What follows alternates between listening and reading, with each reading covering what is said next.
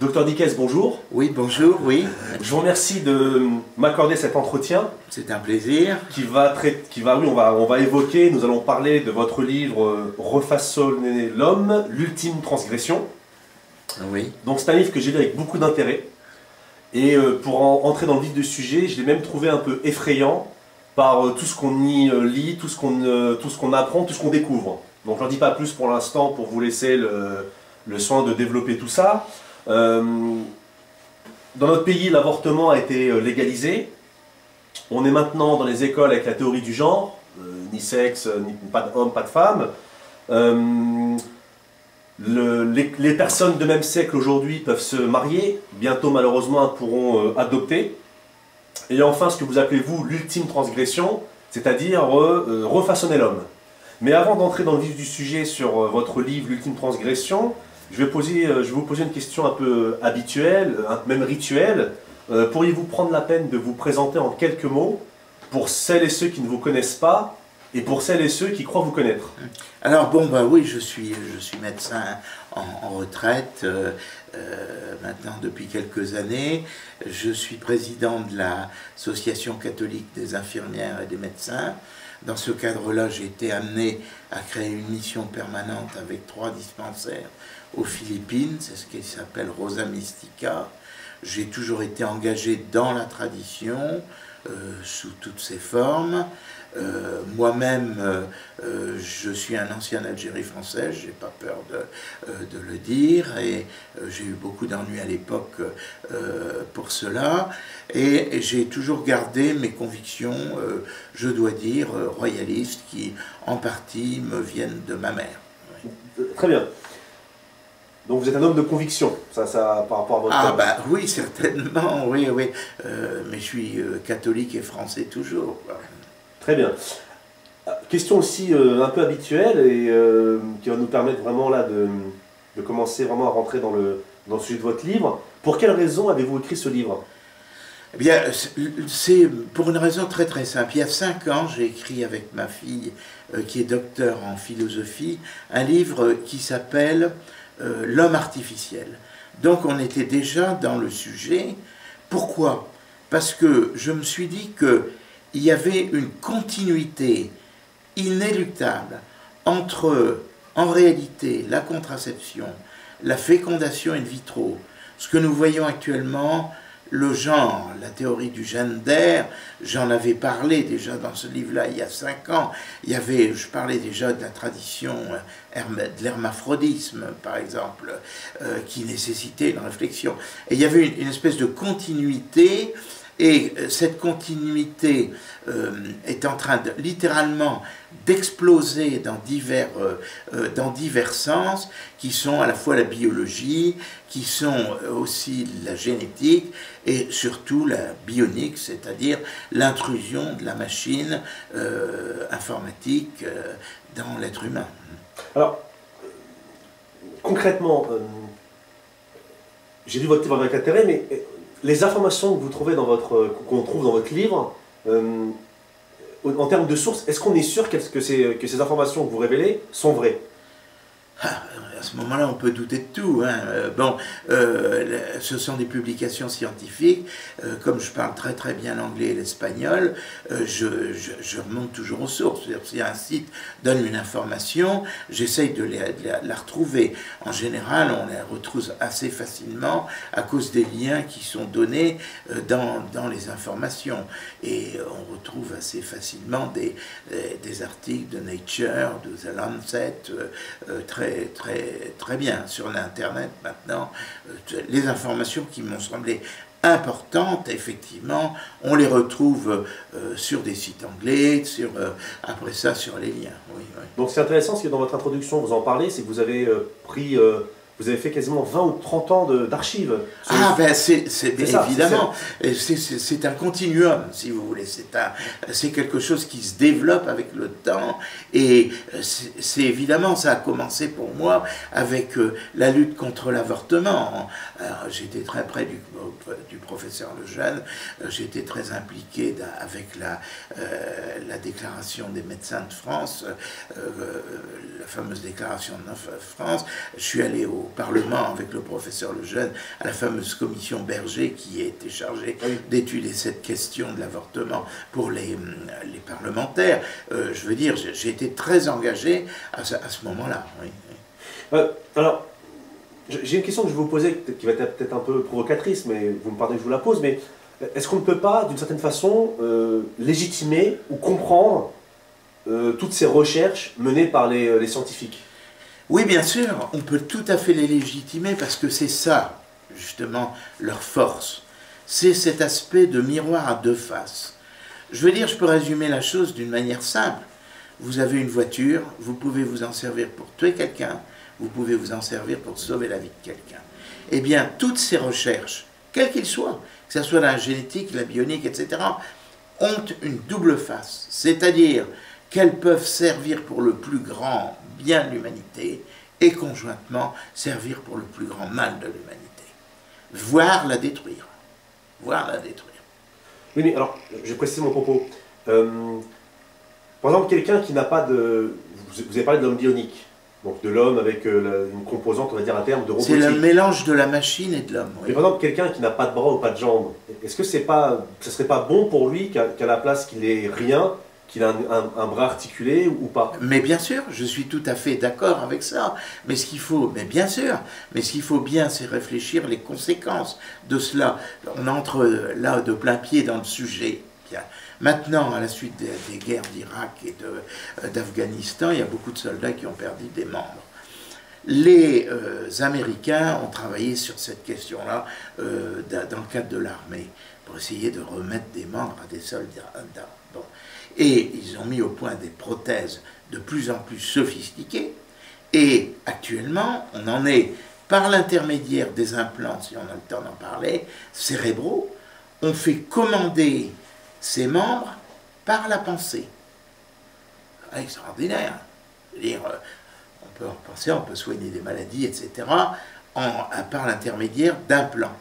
Il faut vous dire que ces implants, non, on si, passe... parce que j'ai vu un reportage il y a très peu de temps sur des scientifiques australiens. Ils ont conçu des hélicoptères, des petits hélicoptères, et par la pensée, ils arrivent à faire évoluer l'hélicoptère qui est à quelques mètres d'eux. Oui, alors c'est le même système, sauf que c'est l'homme qui est commandé par l'intermédiaire d'un... Il faut comprendre que quand il y a un ordinateur avec des microprocesseurs qui est capable de donner une action, d'envoyer un ordre, d'envoyer une action, elle est toujours commandée ou prise en relais par un autre ordinateur. C'est-à-dire qu'il y a une interface.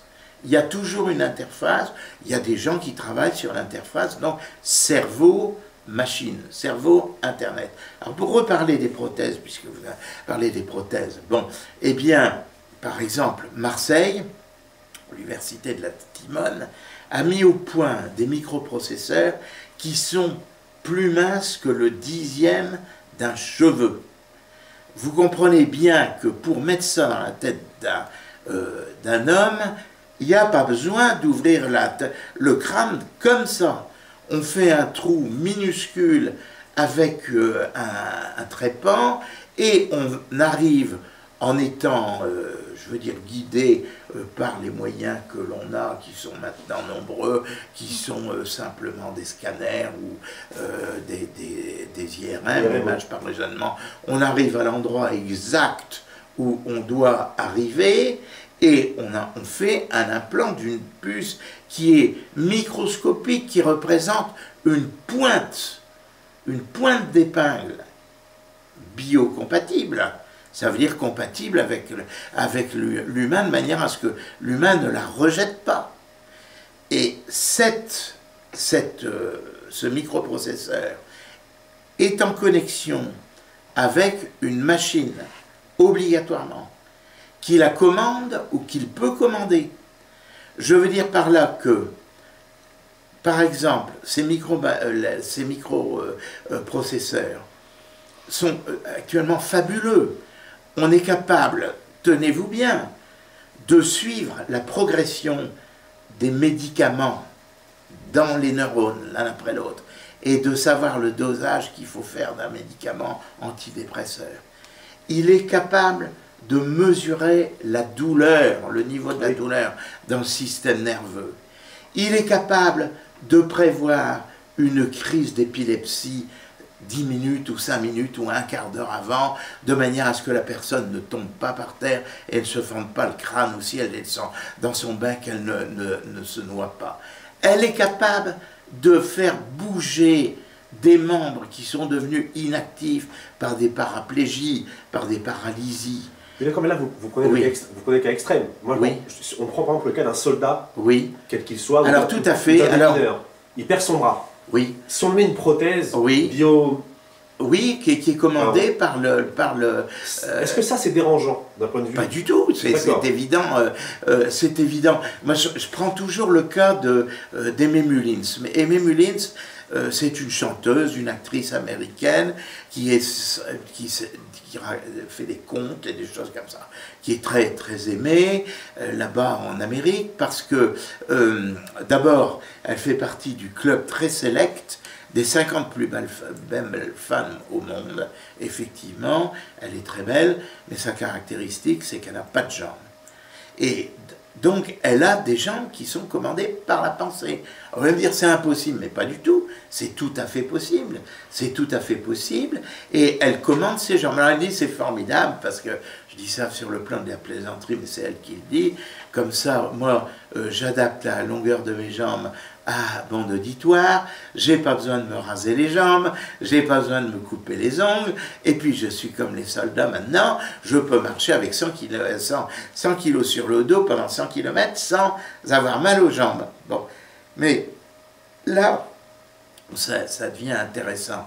C'est que Aimee Mullins dit, mais oui, mais si on greffe un microprocesseur, un petit ordinateur dans la tête des gens comme ça, et qu'à la suite de cela, la personne qui reçoit cela est capable de parler 37 langues, eh bien, comme secrétaire, c'est formidable. Celle qui ne voudra pas se faire greffer ça, elle ne trouvera jamais de travail. Bon, alors c'est le cas de Pistorius, qui a gagné, dont on a parlé, qui a défrayé l'actualité. Il a mal terminé. Bon, on ne sait pas, parce que l'affaire n'a pas été jugée. Bien, il aurait tué sa concubine. Bon, eh bien, il avait lui aussi des jambes qui étaient commandées par l'intelligence. Et ça lui a permis d'avoir plusieurs médailles d'or aux Jeux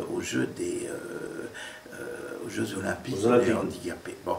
Alors, ce qu'elle dit, Aimee Mullins, c'est que c'est inévitable que l'on arrive à cela. C'est inévitable. Et son propos rejoint tout à fait ceux de Spielberg. Spielberg, c'est un metteur en scène dont vous avez peut-être entendu parler. C'est lui qui a fait le film E.T., entre autres. Et il est allé à la Silicon Valley pour rencontrer les ingénieurs, de manière à trouver des trucages, je veux dire, pour ces films. Et là, il a rencontré des savants, des chercheurs, qui lui ont dit, mais nous allons greffer Google dans la tête des gens. Nous allons greffer Google dans la tête des gens. Alors, est-ce que c'est une folie? J'en sais rien. C'est comme toujours pareil, on peut imaginer qu'on greffe Google dans la tête des gens, mais le grand danger de cela, c'est que Google, c'est Big Brother. Là. Donc, ça veut dire que l'homme sera commandé par Big Brother. C'est ça qu'il faut faire. En réalité, nous abordons presque les choses par l'inverse. C'est-à-dire que ça, c'est la conclusion de mon livre. À savoir que nous allons être tellement dépendants de la machine, comme nous le sommes déjà. Et même Ulysse dit, ben, qui peut se passer de son téléphone portable ou de sa voiture? Ce sont des prolongements de notre corps. Pourquoi ne serait-il pas directement mis dans notre corps? Et ça, on peut le comprendre. Même si, au début, ça va choquer ou ça va sembler étrange, parce que c'est pas tout de suite qu'on acceptera de se faire couper les jambes pour pouvoir marcher et courir plus vite que les autres. Mais avant cela, je crois que ça c'est un point d'aboutissement. Il y a toute la partie de l'évolution biologique des sciences de la biologie qui nous pose question, et aussi toute la génétique qui nous pose quelques questions. Alors par exemple pour la génétique, dans votre livre on apprend qu'en 2007, le professeur Schaeffer, donc dans une université de Pennsylvanie, il a mis au point un liquide amniotique qui permet de développer un enfant dans des éprouvettes et des couveuses. Oui, et alors... Et on apprend aussi qu'un utérus artificiel est mis au point à Nottingham en 2012. Oui, alors ça c'est le thème de mon livre précédent, l'homme artificiel. Ça n'est pas au niveau de la génétique, mais au niveau de la biologie. Bon, il y a une personne qui s'appelle Helen Lynn, qui travaille dans le centre de l'université Cornell, dans le centre de biologie, l'université Cornell qui se trouve à Manhattan, à New York. Et cette personne-là a commencé ce qu'on appelle l'ectogénèse. Le mot a été créé par Aldous Huxley dans son livre Le meilleur des mondes. C'est le développement hors du sein maternel de l'enfant. Bon, hors du sein maternel de l'enfant, alors est-ce que c'est possible? Donc elle a tenté cela, et la question c'est que Bush a été élu à ce moment-là, et il a interdit toute expérimentation sur les embryons. Donc, il a fait casser le laboratoire de Madame Lynn par le FBI, mais Madame Lynn a continué ses expériences sur les chèvres, et elle est arrivée à la conclusion que l'embryon humain, ce qu'elle avait déjà fait, elle ne peut pas se développer comme ça dans un liquide. Il faut qu'il soit entouré, donc qu'il y ait un utérus artificiel qui soit créé. Et dans le sein maternel, l'enfant respire, ça se voit très bien à l'échographie. On va dire, mais qu'est-ce qu'il respire? Il ne respire pas de l'air, bien sûr. Il respire du liquide amniotique. Donc, ça, c'est une expérience de néonatologie. C'est-à-dire que la néonatologie, c'est ce qui permet de développer les prématurés. C'était le gros défi, si je puis dire.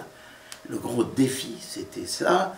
C'était de réussir à faire un liquide amniotique de manière à ce que les femmes qui accouchaient prématurément, avec des tout petits, puissent avoir des enfants qui survivent dans les meilleures conditions possibles. Faute de quoi, ces enfants-là font une maladie particulière, une complication qui s'appelle la maladie des membranes hyalines, qui recouvre leurs poumons et ils meurent étouffés. Et le professeur Schaeffer, donc, lui, n'était pas sur l'ectogénèse. Lui, il était sur la recherche de faire vivre les prématurés. Or, il y a eu un phénomène curieux qui s'appelle l'aphérèse. C'est-à-dire qu'on a collé le nom d'ectogénèse à celui de néonatologie. Donc il s'est retrouvé effectivement dans l'ectogénèse. Mais lui, il ne fait pas ça du tout pour développer des êtres humains. Lui, il fait ça pour sauver des êtres humains qui sont nés. Or, le rôle de Madame Lynn, elle, c'est de développer des enfants. Alors, le premier acte public de Obama, tenez-vous bien, c'est pas par hasard, c'est pas par hasard. Il y a une finalité à cela. Le premier acte public de Obama, le premier acte législatif, libéralisation des recherches sur l'embryon, comme viennent de faire les socialistes. Voilà. Donc, Madame Lynn a repris ces expériences, et elle a dit de toute façon, avec le liquide amniotique du professeur Schaeffer, avec un utérus artificiel que moi-même j'ai perfectionné en travaillant sur les chèvres, eh bien, je vais développer un enfant hors du sein maternel. Alors, est-ce que c'est dans l'idée des gens, et est-ce que c'est possible? C'est ça qui est intéressant. Bon, est-ce que c'est dans l'idée des gens? Mais cher Franck Abed, c'est dans l'idée des gens. c'est dans l'idée des gens. Ça a été répété par Marisol Touraine, ministre de la Santé, par Harlem Désir, par Attali, ça c'est le minimum vital, mais surtout par le dénommé Jean-Pierre Michel, qui présidait la commission concernant le mariage des homosexuels, qui a reçu Madame Agazinski, qui est la femme de Jospin, et qui elle-même est très opposée au mariage des homosexuels, et elle l'a reçu, et au cours de la conversation, c'était tout à fait à la fin de la conversation, Jean-Pierre Michel a dit « mais de toute façon, nous allons développer les enfants hors du sein maternel ». Et Madame Agazinski a répondu « c'est impossible », ce en quoi elle n'était pas informée, et si elle avait lu le livre du docteur Dickès, édité 5 ans après, elle saurait que c'est possible. Alors maintenant, est-ce que c'est possible? Alors je vais vous dire une chose, c'est que Madame Hélène Lynn dit de toute façon, moi, c'est pour 2010 ou 2020 au plus tard, mais j'ai vu une vidéo de 3 femmes qui présentaient le fait qu'elles étaient stériles parce qu'elles avaient un utérus trop petit qui ne leur permettait pas à l'enfant de se développer, qui avaient eu recours à des cliniques américaines. Pardon? Ça marche pas. Si. Alors, le problème, c'est qu'elles se plaignaient, non pas d'avoir eu affaire à ce recours-là, puisque c'était elles qui l'avaient décidé, mais oui. Elles ne se plaignaient pas non plus de la tentative qui avait été faite. Elles se plaignaient du fait que leur enfant était mort, oui, il n'est pas viable, voilà. Alors qu'elles l'avaient vu se développer petit à petit derrière in vitro, c'est-à-dire derrière une vitre, qu'elle leur avait donné un nom et qu'on avait considéré que c'était des déchets chirurgicaux, alors qu'elles auraient bien voulu recueillir le corps de cet enfant. Vous voyez, de ces enfants. C'est que c'est pas viable à terme. Alors, si, parce que ça a été réalisé maintenant sur la chèvre, et étant donné que ça a été réalisé sur la chèvre, Madame Lynn, de toute façon, dit, moi, alors comment travaillent ces cliniques? Moi, je vais réussir, mais comment travaillent ces cliniques, je n'en sais rien. On est sûr que... Probablement en toute illégalité, je n'en sais rien. Mais on est sûr que l'enfant qui naît avec ce procédé, il peut atteindre l'âge adulte. Ben, l'idée, tout simplement, est de développer in vitro les enfants jusqu'à un stade où ils soient viables et récupérés par la néonatologie. C'est-à-dire que dans un premier temps, on développe l'enfant dans un liquide amniotique, et quand il pèse 250 grammes, à l'époque, il y a 5 ans, j'avais considéré que l'espace était de 2 mois, et entre le développement de l'enfant d'un côté, sa récupération par les couveuses de l'autre, j'avais calculé que c'était 1 mois et demi, 2 mois, et cet espace se rétrécit tous les jours, progressivement, pour arriver où tout se fera d'un seul tenant, c'est-à-dire qu'à partir d'un certain stade, eh bien, on extraira, on récupérera l'enfant pour le mettre dans des couveuses. Il faut vous dire par exemple que la Hongrie a fait une chose extraordinaire, dont on n'a absolument pas parlé. Une femme a fait un accident vasculaire cérébral, elle était enceinte de 3 mois. Bon, eh bien, cette femme, on l'a gardée en survie artificielle, et au moment où le cœur de cette femme, c'est exactement 92 jours, eh bien, quand le cœur a flanché, le cœur de cette femme a flanché, on a retiré l'enfant. Eh bien, il faisait 1200 grammes, et maintenant, on n'a pas voulu dire les choses tant qu'on ne soit sûr que l'enfant n'ait eu une survie effective, ce qui est le cas. Maintenant, ça a été révélé, on ne vous en a pas parlé dans les journaux, mais c'est comme ça. En tout cas, ce qui est intéressant, c'est qu'elle dit quand même jusqu'à 2020. Donc aujourd'hui, on n'a pas la certitude. De 2010-2020. Donc on n'a pas la certitude que l'enfant soit viable à terme. Oui, mais je pense que ces femmes-là, pour qu'elles le disent, c'est qu'on en est arrivé là. C'est-à-dire que, on brûle, quoi. On peut se tromper aussi. Je pense que les cliniques s'embarqueraient jamais là-dedans si elles n'avaient pas une chance de s'en sortir. Sinon, elles seraient fermées tout de suite. Alors, on va changer de sujet, mais on va toujours rester dans le cadre de l'ultime transgression.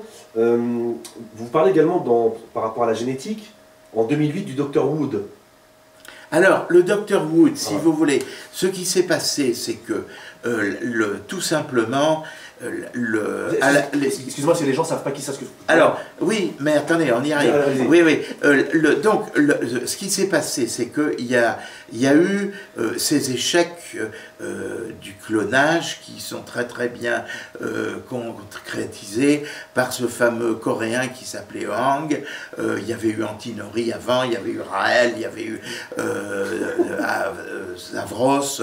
Tout ça, c'était des gens qui avaient réussi, qui avaient déclaré avoir réussi le clonage humain dans la foulée de Wilmuth qui avait, lui, cloné la fameuse brebis qu'on a appelée Dolly à partir d'une cellule prise du pis de la mère, on en avait pris le noyau de cette cellule et on l'avait implanté dans un ovule, ce qui permettait d'avoir un patrimoine génétique complet comme celui de la mère. Bon.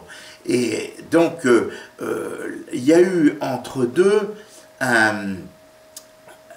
une interdiction mondiale du clonage. Si bien que quand Wood a réussi le clonage, c'est un clonage qu'il a fait avec une de ses propres cellules, eh bien, il en a absolument pas parlé, parce que c'était pour lui attirer les foudres de l'opinion internationale, qui était très traumatisée par justement ces escrocs qui avaient profité, qui avaient abusé de la crédulité humaine. Oui. Alors maintenant, on peut reparler, puisque vous parlez de génétique, à moins que vous ayez une autre question à me poser sur la question. Bon, alors la génétique, par exemple, a fait des progrès tout à fait extraordinaires, et le clonage, ça, on rattrape cette notion de biologie et de génétique. Une cellule, c'est un peu comme une pièce, si vous voulez, et au milieu, il y a une bibliothèque. Dans cette pièce, c'est le noyau de la cellule. Dans la bibliothèque, il y a des livres. Ces livres, il y en a 46, il y en a 23 qui viennent de papa, 23 qui viennent de maman. Bon. Et il y a des pages, ce sont les gènes, et il y a des lignes qui sont les chaînes des ADN, et dans les lignes, il y a des lettres. Les lettres, c'est ATGC, adénine, cytosine, thymine, guanine, le chiffre de la vie. Ce sont les acides aminés de base que l'on trouve partout, enfin dans les légumes, dans les fruits, dans la viande, etc., qui servent de base à ces chaînes d'ADN dont on nous parle tant actuellement. Alors, que s'est-il passé dans cette pièce? Il y a dans cette pièce, vous voyez, des lampes là, qui sont là. Bon, c'est l'énergie qui alimente cette pièce, en quelque sorte. Et on pensait que, qu'est-ce que c'est dans la cellule? On s'est dit, qu'est-ce que c'est? Et on a mis en évidence ce qu'on appelle les mitochondries, que l'on connaît depuis longtemps, dont on a cherché pendant très longtemps le rôle précis. Et on s'est aperçu que c'était l'énergie de cette cellule, donc l'éclairage, si on peut dire. Mais avec le temps, notamment avec le décodage de tout le génome, de toutes ces chaînes d'ADN immenses que l'on a pu faire, on s'est trouvé face à des cas qui étaient inexpliqués. On découvre tous les jours des nouvelles maladies, mais il y a des formes de stérilité qui ont été découvertes, qui étaient liées non pas à la bibliothèque elle-même, mais aux lampes d'éclairage, c'est-à-dire aux mitochondries, c'est-à-dire à ce qui donnait l'énergie. Alors qu'est-ce qu'on a dit? On a dit, au milieu, il y a la bibliothèque qui est intacte, avec les livres qui sont impeccables, il n'y a pas de problème. Bon, c'est quand même l'essentiel du message génétique avec les chromosomes. Et tout autour, il y a ces mitochondries là qui embêtent le monde, là, qui donnent un mauvais message. L'idée, c'est tout simplement de prendre la bibliothèque et la mettre dans une autre pièce, où là, l'éclairage des mitochondries est correct et ne donne pas de message. Mais qu'est-ce que ça veut dire? Ça veut dire que L'autre pièce, qu'est-ce que c'est? C'est l'ovule d'une autre personne. Donc, on a mélangé deux patrimoines génétiques, qui est celui provenant des mitochondries de la deuxième personne et celui de la bibliothèque venant de la femme qui est stérile. Et c'est l'université de Saint-Barnabas aux États-Unis qui a fait ça. C'est la technique du clonage, exactement la même technique du clonage. Et avec ça, un certain nombre d'enfants sont nés. Mais quand on y pense, on dit c'est extraordinaire, ouais, formidable, l'exploit, il y aurait 30 enfants qui sont nés comme ça. Bon. Mais la question, le revers de l'affaire, c'est que ce sont en fait deux mamans qui vont se pencher sur un berceau. Ce sont des enfants qui vont avoir deux mères biologiques et un père. Et si on a fait appel à une mère porteuse, c'est trois mamans pour un seul enfant. Trois mamans pour un seul enfant, quand on connaît le développement de plus en plus intense qui se découvre dans les communications entre la femme enceinte et son enfant, c'est effectivement trois mamans biologiques. Alors on peut rêver, mais c'est ça la réalité, et qui implique bien sûr la destruction de la notion familiale, la notion de la filiation. C'est le même problème que celui du mariage des homosexuels avec l'adoption afférente. Mais pour en revenir au clonage, aujourd'hui par exemple, il y a de nombreux films américains que j'ai vus, où je ne donnerai pas les titres, mais par exemple on voit qu'il y a une famille, leur petit garçon à 6 ans, il meurt, et en fait un scientifique leur propose de recloner leur enfant. Est-ce que vous pouvez comprendre, par exemple, la détresse de parents qui voudraient voir leur enfant renaître une deuxième fois? Oui, alors c'est un cas complètement différent, parce que la filiation existe toujours. La question, c'est que un homme, ça n'est pas fait que de son patrimoine génétique. Bon. Un homme, à partir du moment de la fécondation, qui amène les gènes du père et de la mère qui se rassemblent pour donner un embryon. C'est l'instant 1 de la vie. À partir de ce moment-là, le génome qui est rassemblé là va se trouver continuellement soumis à l'extérieur, c'est-à-dire les conditions de vie de la femme, ses conditions d'alimentation, est-ce qu'elle fume, est-ce qu'elle ne fume pas, etc., quel type de musique elle écoute, etc. Et l'enfant, dans le sein de sa mère, va se transformer constamment du jour en jour, si bien que, en fait, les gènes, c'est l'inné, c'est ce que l'on est. C'est ce que l'on est, EST, au moment de la naissance.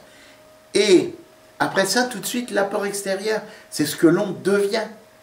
Or, si on refait vivre un enfant dans les conditions que vous venez d'évoquer, ce qui est très, très intéressant, il sera génétiquement au stade du moment de sa conception, ça le fera revenir au stade du moment de la conception.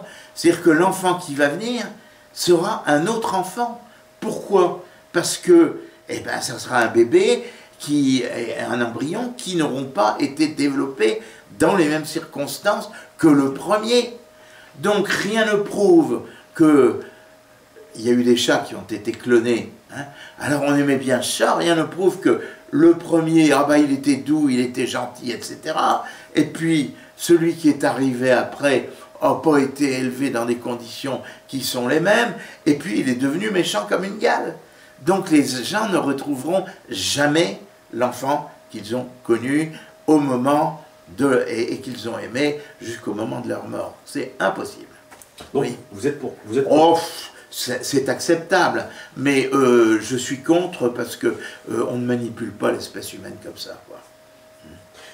Il y a aussi une autre expérience dont vous parlez, c'est celle en 2010 de Craig Venter. Ah, ça c'est une expérience fondamentale. C'est une expérience qui est la plus inquiétante, peut-être à moyen terme. Est-ce qu'on est sûr que c'est vrai? Ah ben bien sûr. Ah ben oui, non, mais il y a eu vous tapez ce nom-là, c'est un scientifique de haut niveau, vous allez trouver, vous tapez ça sur Internet, vous allez trouver des milliers de références. Bon, en toutes les langues, etc.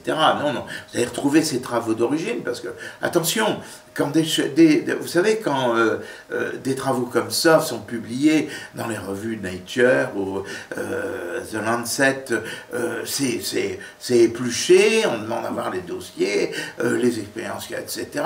On raconte pas n'importe quoi et on fait n'importe... Parce que si une revue de ce niveau-là publie un bobard, je peux vous dire qu'elle est discréditée vis-à-vis de tout le public, le grand public, mais surtout des spécialistes. Elle ne peut pas... Ah, Nature a publié une connerie pareille. Oh, non, ils ne peuvent pas prendre ce risque-là. Donc, Craig Venter, qu'est-ce qu'il a fait?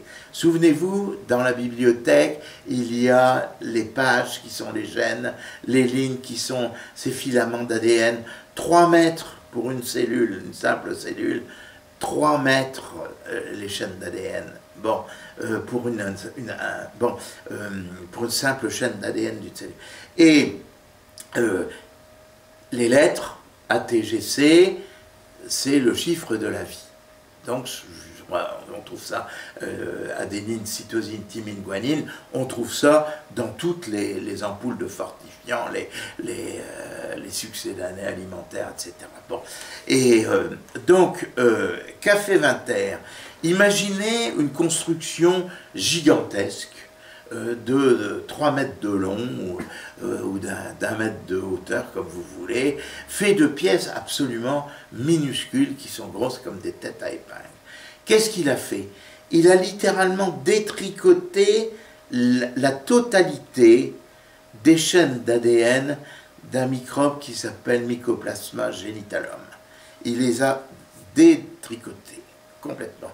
Donc un jeu de logo où on étale la totalité des pièces comme ça sur le sol, et après, on dit, on les reconstitue. Il les a reconstituées, mais délibérément, il a dit, je vais modifier un petit peu la chaîne. Et il est arrivé à reconstituer donc un microbe qui n'était pas Mycoplasma genitalum, qui était autre chose. Donc on l'a appelé Cynthia. C'était le premier microbe synthétique. Mais qu'est-ce qu'il avait fait? En réalité, il n'avait pas fait une modification génétique. Il avait créé une espèce. Il a créé une espèce, oui. Il avait créé une espèce. Et dans la Bible, on dit Dieu créa chaque espèce selon son espèce. Donc on lui a dit, mais monsieur Craig Venter, là, vous vous prenez pour Dieu. C'est ce qu'on appelle en américain le God Syndrome, le syndrome de Dieu. Et il a répondu, mais non, je ne me prends pas pour Dieu puisque je suis athée. Ah bon, alors, vous vous preniez pourquoi? Et il a dit, je serai le nouveau Darwin. Le nouveau Darwin. Donc, je voudrais refaire évoluer les espèces. On a dit, mais si vous avez réussi à refaire un génome entier d'un microbe, est-ce que vous pensez qu'on peut faire la même chose avec l'homme? Et qu'est-ce qu'il a répondu? Il a répondu, bien sûr, parce que le génome de Mycoplasma genitalium est à peu près le même que celui de l'homme. Et parce qu'il y a toute une partie de la génétique, c'est très compliqué, parce que dans le génome, il y a plus de 90%, 95% du génome dont on ne connaît pas la raison de l'existence. On ne sait pas à quoi ça sert. Bon. Il y a une toute petite partie qui est efficace. Et en réalité, on peut avoir des génomes très très proches de l'homme, comme celui par exemple d'un petit ver qui s'appelle Caenorhabditis elegans. On travaille là-dessus beaucoup, les chercheurs, parce que c'est à peu près le même génome que l'homme. Mais c'est extraordinaire. Ah, bon, un petit ver comme ça ne ressemble pas à Franck Abed hein, ou à Jean-Pierre Dickès, mais si, parce qu'il y a la partie codante, et c'est celle-là qui va faire que peut-être je suis plus gros que vous. Voilà. Alors, la partie codante, c'est celle qui compte. Mais il dit, ben, je ne vais pas évidemment faire un être humain comme ça, comme Frankenstein. Ce que je vais faire, c'est que je vais prendre des ovules et des spermatozoïdes, je vais en détricoter le génome comme je l'ai fait pour Mycoplasma genitalium, et je ferai des ovules en reconstituant des ovules, en reconstituant le noyau. Bon. Alors, il n'a pas encore fini, parce qu'il est obligé de faire... alors la membrane, il a réussi à la reconstituer, il lui reste effectivement, pour arriver à cela, reconstituer les mitochondries. Voilà. Alors, toujours dans votre livre, on apprend qu'il y a une... Vous parlez dans votre livre de la réalisation de premiers humains mutants à Saint Barnabas Center dans le New Jersey. Oui. Vous parlez le cas de 30 enfants issus de gènes de 3 parents différents. Oui, ben c'est ce qu'on vient de voir tout à l'heure. Oui, mais ça veut dire que c'est... la question qu'on pose, c'est quelle est la finalité de tout ça? Est-ce que c'est pour améliorer l'espèce? Ah ben, la finalité de cette expérience... Est-ce que c'est l'eugénisme inverse? Tout à fait, oui. Tout à fait, puisqu'il s'agit de guérir une femme qui est stérile, et on pense qu'il y a un certain nombre de maladies qui sont des maladies rarissimes, qui sont diligentées par nos fameux mitochondries, qui sont les lampes électriques qui sont dans cette pièce, vous voyez. Bon, donc, il s'agit en réalité de soigner un désordre, ce qui en soi est tout à fait acceptable. Bon, mais ce qui n'est pas acceptable, c'est ce mélange de génomes. Alors, ce qui s'est passé à la suite de ça, quand même, parce que l'histoire n'est pas terminée, l'histoire, c'est que, en fait, l'Angleterre, qui est souvent dans les mauvais coups, a dit, eh bien, nous allons légaliser ça dans notre pays. C'est passé au... au Conseil des ministres, qui a demandé à l'opinion publique ce qu'elle pensait. Comme l'opinion publique y avait rien compris, il y a seulement 10 000 personnes qui ont répondu par Internet, il y en a 56% qui ont dit « Ah bah après tout, pourquoi pas ?» Ils n'avaient pas réfléchi plus loin que le bout de leur nez, et ça a été voté par l'Angleterre. Mais, le Conseil de l'Europe a rappelé le 3 octobre dernier que le mélange des génomes était interdit sur le plan international. Bon. Que va faire l'Angleterre, je ne sais pas. Mais, toujours à partir de films que j'ai vus, j'ai vu des films futuristes où on parle de civilisation où les êtres humains n'ont plus de maladie. Est-ce qu'à terme, est-ce que ça vous paraît possible? Est-ce que ça vous paraît dérangeant d'un point de vue philosophique, religieux? Pas du tout. Je veux dire, si l'homme... bon, ce que je conteste un petit peu, c'est cette espèce d'attirance vers une vie éternelle sur Terre.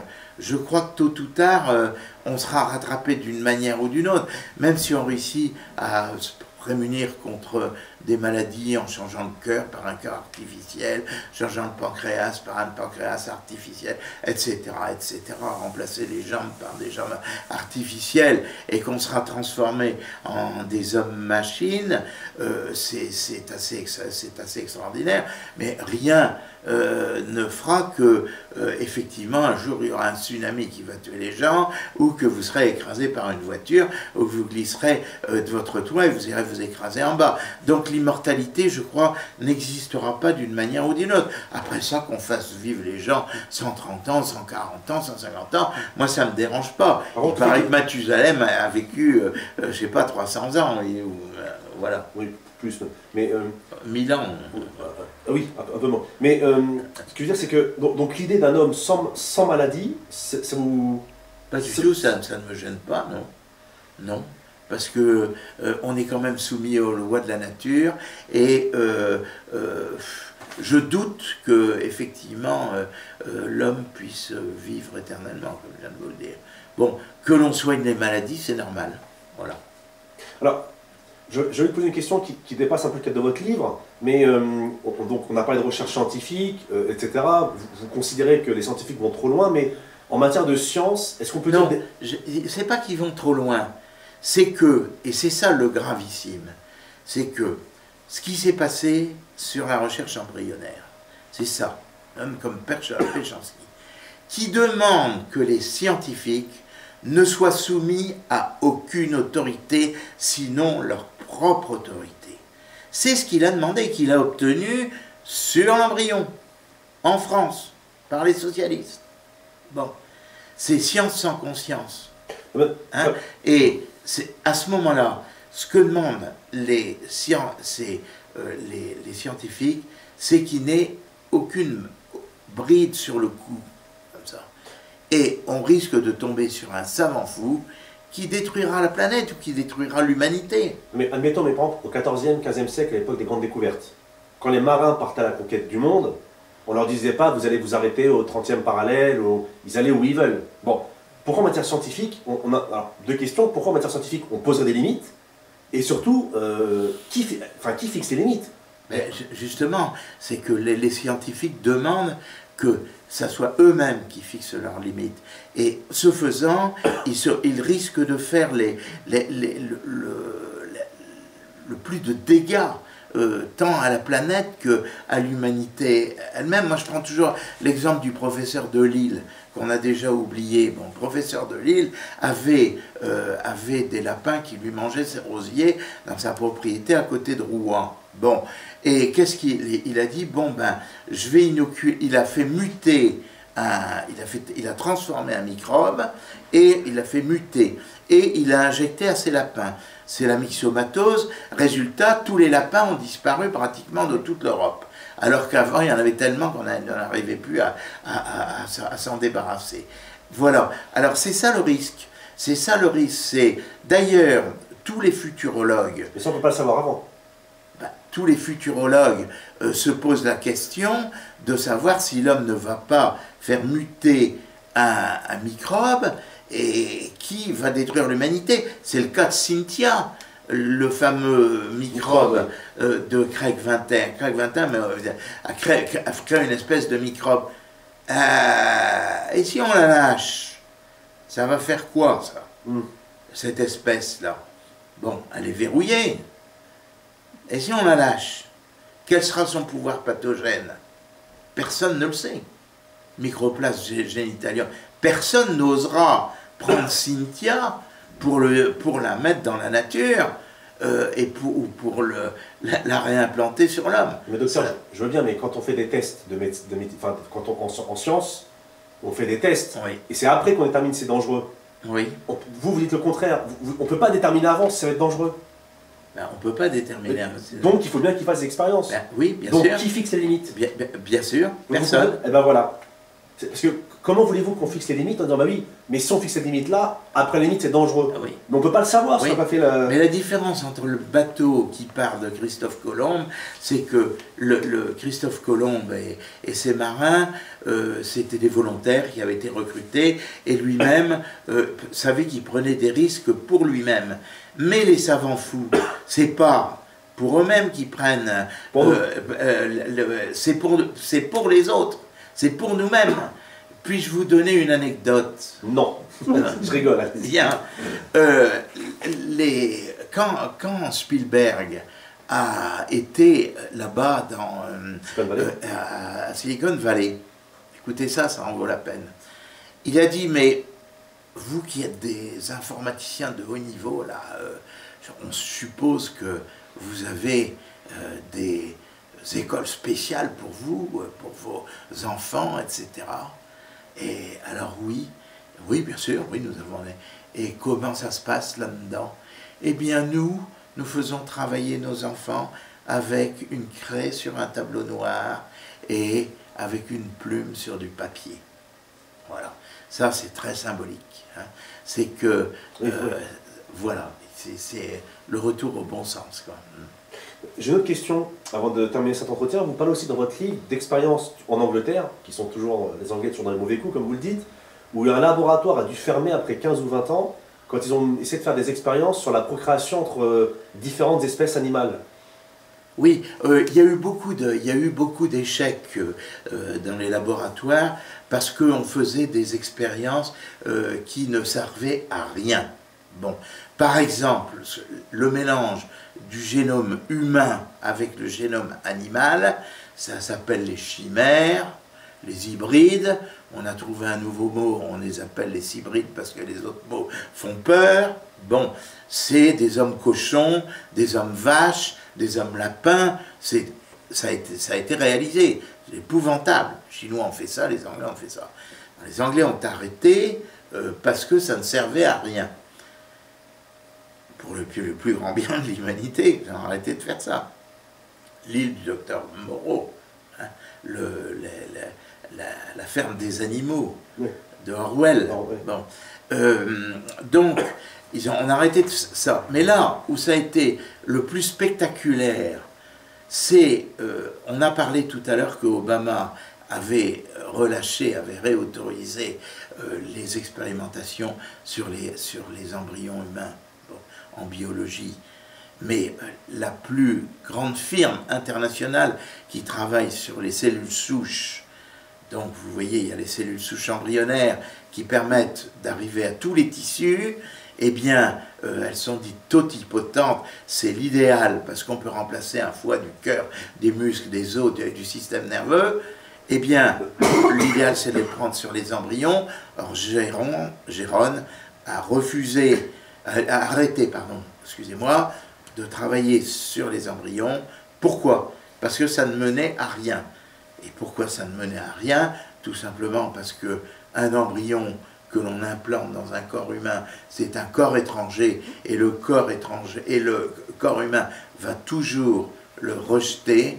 Et deuxièmement, ce sont des cellules avec un potentiel de multiplication extrêmement important, ce qui fait que ces implantations se cancérisent. C'est ce qui est arrivé à Péchanski, qui continue de l'action contre la myopathie, l'association pour la myopathie. Au lieu de rechercher sur les muscles, il fait des implantations d'embryons dans les maladies de Parkinson. Bon, il s'est toujours pris des gamelles monumentales, il persiste parce qu'il est payé par la France, l'Europe, pour s'occuper, et par ISTEM, par le Téléthon, pour s'occuper de ça, les expérimentations sur les embryons. Jusque maintenant, zéro. Alors que conjointement, les expériences sur les cellules souches, maintenant, il y en a plein, et on a déjà trouvé de multiples applications dans les maladies du sang, dans les maladies des os, dans les maladies de la rétine, voilà. C'est ça, c'est les cellules souches normales qui ne viennent pas d'embryons, si je puis dire. Donc, a priori, vous êtes plutôt pessimiste sur l'avenir de la médecine au sens large du terme? Non, je ne suis pas pessimiste. Je crois que des choses comme ça, comme l'expérimentation sur les embryons, c'est une transgression. Et la nature reprend toujours son rôle. Il n'y a que Jésus-Christ qui pardonne tout. La nature ne pardonne jamais. La nature ne pardonne jamais. La pilule, on est en train d'empoisonner tout l'écosystème avec les hormones que l'on a synthétisées. Il y a une espèce qui disparaît par semaine à cause de l'empoisonnement de la pilule. Et on continue. Dans les estuaires des fleuves, les poissons changent de sexe. Ils deviennent tous des femelles ou des intersexués. Donc ces espèces disparaissent comme ça. Espèces très fragiles, il suffit d'un rien pour les... Bon, et on continue. Donc il y a un moment où la nature se venge. Alors j'ai une dernière question, qui va peut-être nous ramener un peu au début. Certains ont dit que l'avenir de l'homme était la femme. Donc à lire votre livre, est-ce qu'on peut conclure que le robot est l'avenir de l'homme? Il y a effectivement une dérive qui est en train de s'installer au Japon, qui fait que, comme la natalité, là, il est la plus faible du monde, c'est 1,1 enfant par couple, statistiquement parlant, en 2050, le Japon a disparu. Or, aura disparu. Et actuellement, eh bien, effectivement, ce que disent les Japonais, c'est qu'il faut remplacer les hommes par des machines, ça coûte pas cher, un robot coûte beaucoup moins cher que l'entretien d'un homme. Donc c'est une pulsion quasiment mortel. C'est-à-dire que si on remplace tous les hommes par des robots, eh bien effectivement l'humanité disparaîtra, ou ne resteront que quelques privilégiés, ou 1 milliard d'hommes, ou un... Bon. Et en plus de ça, ces gens-là se verront greffer des machines dans la tête. Alors la question est de savoir à partir de quand un homme ne sera plus un homme parce qu'on lui a greffé dans la tête des microprocesseurs. Actuellement, on peut faire des mélanges de cerveau et de microprocesseurs comme ça, hein, comme de la bouillie, hein, on peut faire ça. Et on a la surprise de voir que ces microprocesseurs se transforment en cellules nerveuses. Incroyable, incroyable. Bon, à partir de quand l'homme ne sera plus un homme? Parce que ça sera devenu une espèce de Terminator, une espèce de machine semi-humaine, ou un homme semi-machine, selon ce que vous voulez. Merci beaucoup. Eh bien, merci bien.